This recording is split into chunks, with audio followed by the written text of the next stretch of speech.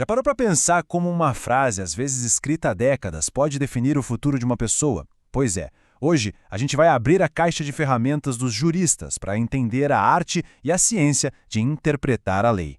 Olhando assim de primeira, parece simples, né? Quase matemático. O texto tá ali, preto no branco, uma frase curta, direta, matou, tem a pena. Fim de papo. Será? É aqui que a coisa começa a ficar interessante. O que exatamente a lei quer dizer com matar? Foi de propósito? Foi um acidente? Em legítima defesa? E quem é esse alguém? De repente, aquela clareza toda vira um labirinto de perguntas. E sabe por que isso acontece? Porque a lei não é um código de computador. As palavras têm texturas, têm sombras, conceitos como boa-fé ou dignidade não são exatos. E o principal, o mundo muda. Por isso, ler a lei ao pé da letra sem contexto pode ser um grande erro. Para navegar nessa complexidade toda, os profissionais do direito não usam um mapa só. Eles têm, na verdade, uma caixa de ferramentas.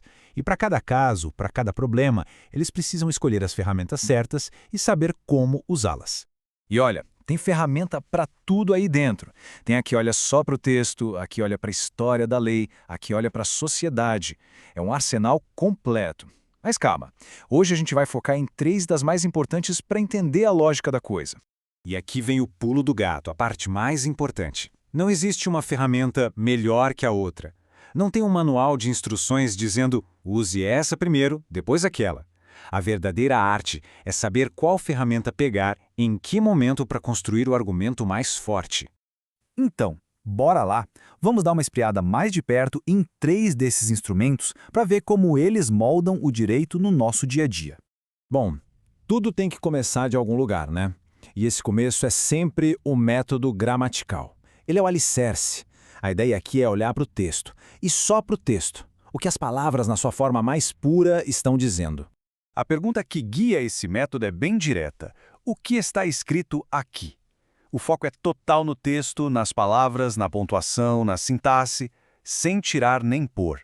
Voltando para o nosso exemplo, matar alguém, a análise gramatical já nos dá uma base. Matar se refere a tirar a vida de um ser humano. Isso já exclui, por exemplo, a morte de um animal. É o ponto de partida, o chão firme para a gente começar a construir. Só que nenhuma lei existe sozinha, como se fosse uma ilha. E é aí que entra a segunda ferramenta, o método sistemático. Ele nos faz enxergar que cada lei é, na verdade, uma peça de um quebra-cabeça gigantesco que é todo o sistema jurídico. A pergunta agora muda. Como essa lei conversa com todas as outras? O foco é encontrar harmonia, coerência e sempre lembrar que nenhuma lei pode ir contra a regra maior de todas, que está lá no topo, a Constituição. Pensa, por exemplo, no direito de propriedade. Se a gente lê uma lei isolada, pode parecer que esse direito é absoluto. Mas aí o método sistemático nos obriga a olhar para a Constituição, que diz que toda propriedade precisa cumprir uma função social. Viu só? A peça se encaixou e o significado da coisa toda mudou. Agora, olha que interessante esse contraste. De um lado, a gente tem o método histórico, que é como um arqueólogo. Ele cava o passado para entender o que o legislador queria dizer lá na época em que a lei foi criada. Do outro, o método evolutivo, que age mais como um arquiteto, adaptando a lei para as necessidades de hoje. Esse método evolutivo talvez seja o mais impressionante de todos. Ele enxerga a lei como um organismo vivo. O texto pode ser o mesmo de 100 anos atrás, mas o seu significado precisa respirar, se adaptar às novas tecnologias, às novas formas de viver em sociedade. Aqui a gente tem uma tensão criativa. A pergunta é, como a lei pode evoluir sem perder a sua essência? O foco é na transformação, mas com continuidade. Não é apagar o passado, mas permitir que a lei faça sentido no mundo de hoje. Um exemplo disso está na nossa mão, literalmente. O direito à privacidade foi pensado lá atrás para proteger cartas de papel que alguém pudesse violar. Hoje, essa mesma ideia, esse mesmo princípio, evoluiu para proteger nossos e-mails, nossas mensagens, nossos dados na nuvem. A lei não mudou, o mundo mudou e a interpretação teve que acompanhar. Certo, vimos as ferramentas separadas. Mas a verdadeira mágica acontece quando o intérprete começa a combinar tudo isso para construir um argumento.